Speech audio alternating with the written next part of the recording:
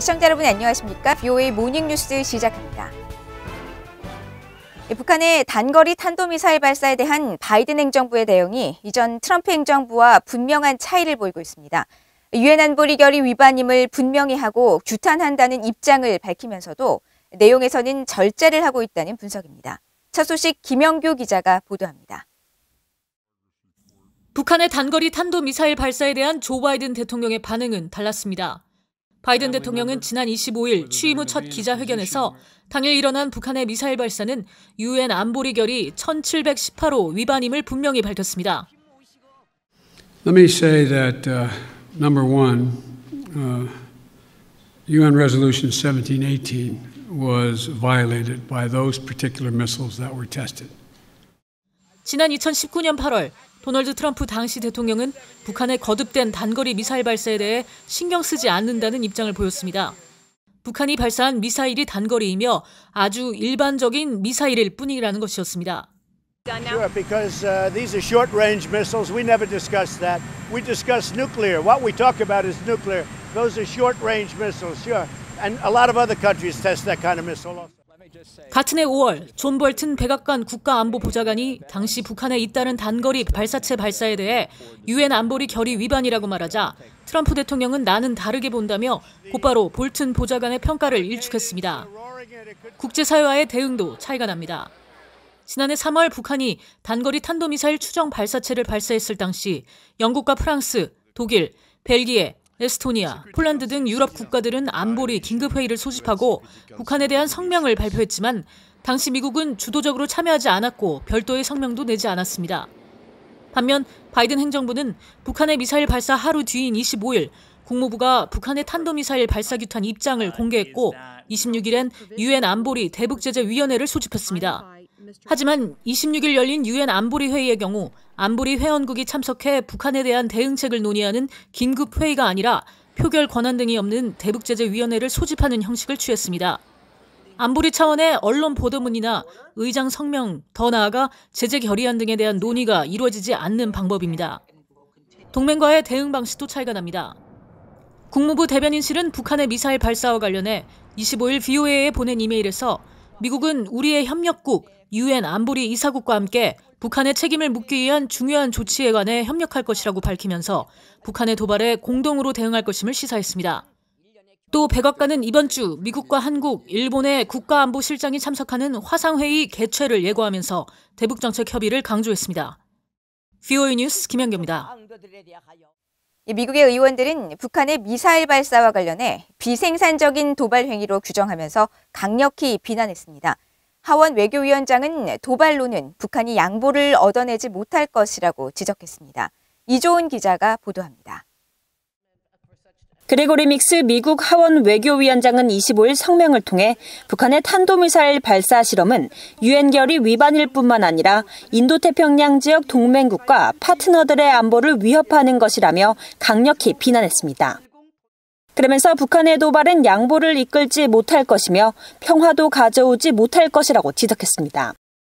믹스 위원장은요, 중국이 북한에 대한 지원을 중단하고 이런 종류의 무책임한 행동을 저지하기 위해 미국과 다른 나라들과 협력하기를 간곡히 부탁한다고 밝혔습니다. 마이클 맥카울 하원 외교위 공화당 간사와 마이크 로저스 하원 군사위 공화당 간사는 공동 성명을 통해 무기 실험을 통한 북한의 군사적 도발 재개 결정은 놀랍지 않다면서 여전히 실망스럽다고 밝혔습니다.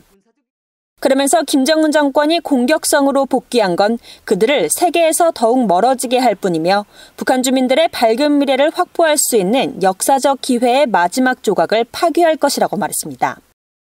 두 의원은요, 미국은 북한의 핵 공격에 위협받지 않을 것이라면서 우리는 동맹국인 한국, 일본과 발맞춰 적절하게 대응할 태세를 유지할 것이라고 밝혔습니다. 또 한국과 일본에 대한 확장 억지 공약을 유지하고 북한의 비핵화를 위해 계속 노력할 것이라고 덧붙였습니다. 민주당의 앤디 김 하원 의원은 북한의 최근 잇따른 미사일 발사는 비생산적이고 도발적이라고 비판했습니다. 김 의원은 26일 VOA에 같이 밝히고 그러나 그것들이 긴장 완화와 안정화, 궁극적으로는 평화라는 실제 목표에서 우리의 주의를 산만하게 해선 안 된다면서 이런 목표는 영내와 전 세계에 걸친 동맹국들과 긴밀히 협력하고 한반도 평화 문제를 마땅히 시급하게 다뤄야만 실현 가능할 것이라고 밝혔습니다. 앞서 북한 대외 관영 매체인 조선중앙통신과 노동당 기관지 노동신문은 새로 개발된 신형 전술유도탄 2기를 25일 시험 발사했다고 확인했습니다. 북한의 탄도미사일 발사는 바이든 행정부 출범 이후 처음입니다. 북한의 탄도미사일 발사에 대해 미국 의회 의원들의 비판이 이어지고 있는 가운데 믹스 하원 외교위원장은 특히 북한 문제와 관련해 나아갈 길로 모든 당사국의 외교적 관여를 강조했습니다. VOA 뉴스 이존입니다. 북한이 단거리 탄도미사일 발사에 대한 국제사회 비난에 연이어 담화를 내면서 반발하고 있습니다. 특히 조 바이든 미국 대통령을 직접 겨냥해 불만을 쏟아내는 등 미국 행정부에 대한 위협 수위가 고조되고 있는데 전문가들은 바이든 행정부 초기에 기싸움에서 밀리지 않겠다는 의도로 분석했습니다. 조상진 기자가 보도합니다. 리병철 북한 노동당 중앙군사위원회 부위원장은 27일 북한 관영 조선중앙통신을 통한 담화에서 자위권에 속하는 정상적인 무기 시험을 두고 미국의 집권자가 유엔 결의 위반이라며 대북 적대감을 드러낸 데 대해 강한 우려를 표한다고 비난했습니다. 이어 미국 대통령의 발언은 자위권에 대한 노골적인 침해이자 도발이라며 앞뒤 계산도 못하고 아무런 말이나 계속하는 경우 미국은 좋지 못한 일을 마주하게 될 수도 있다면서 불만을 드러냈습니다.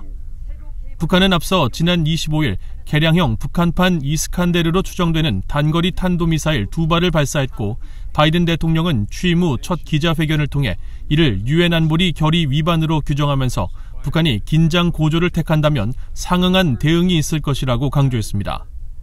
전문가들은 북한의 노골적인 비난 담화는 포괄적 대북 정책을 검토 중인 바이든 행정부에 밀리지 않겠다는 포석인 것으로 분석했습니다.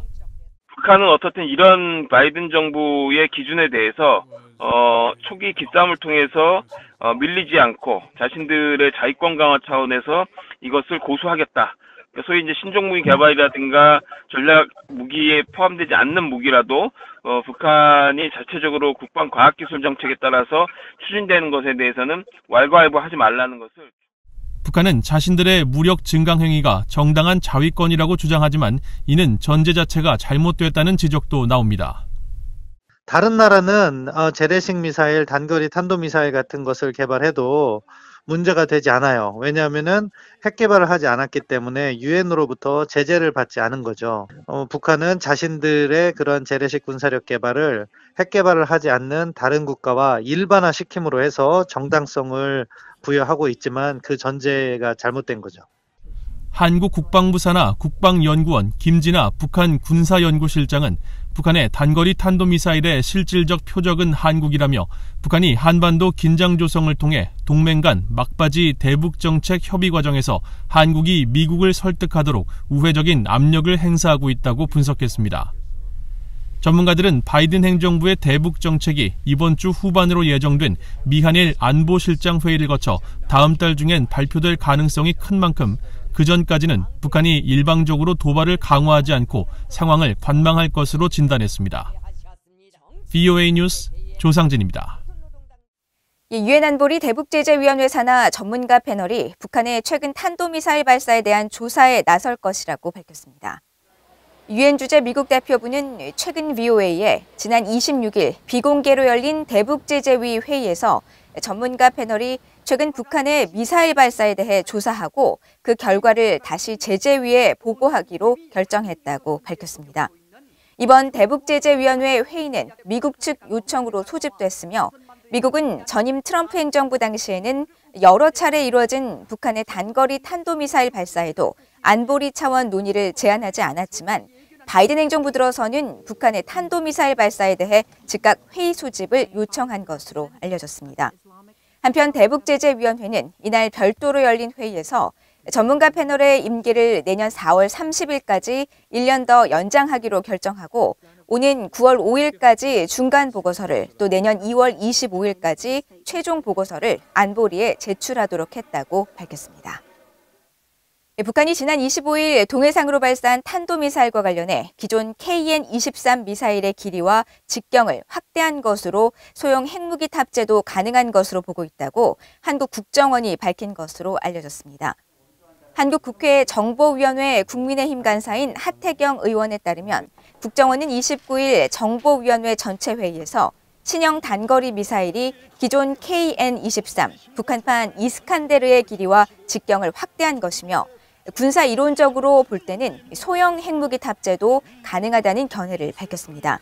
또 북한의 미사일 발사 배경과 의도에 대해서는 김정은 위원장의 8차 당대회 지시사항인 국방과학기술 고도화를 이행하고 미사일 성능과 기술을 개량하는 목적 외에도 북한 문제의 중요성을 부각해 국제사회의 협상의 필요성을 환기하려는 측면이 있다고 분석한 것으로 전해졌습니다. 한편 한국 국방부는 이날 정례 기자회견에서 북한이 탄도미사일 발사 능력을 갖춘 신형 잠수함의 진수를 준비하는 듯한 움직임이 신포 조선소에서 포착됐다는 보도와 관련해 한미 정보당국이 긴밀히 협조하며 관련 사항을 예의주시하고 있다고 밝혔습니다. 한국 정부가 남북한 간의 화해와 협력에 집중하면서 북한 인권 문제에 대해 침묵하는 것은 바람직하지 않다고 서창록 유엔 시민적 정치적 권리위원회 위원이 밝혔습니다. 서 위원은 29일 한국의 민간 연구단체인 경제사회연구원이 주최한 대담에 참석해 이같이 밝히고 유엔 북한 인권 결의안 참여는 북한을 압박하는 것이 아니라 북한 인권 개선을 위해서라도 남북한 간 인권 협력이 필요하다고 강조했습니다.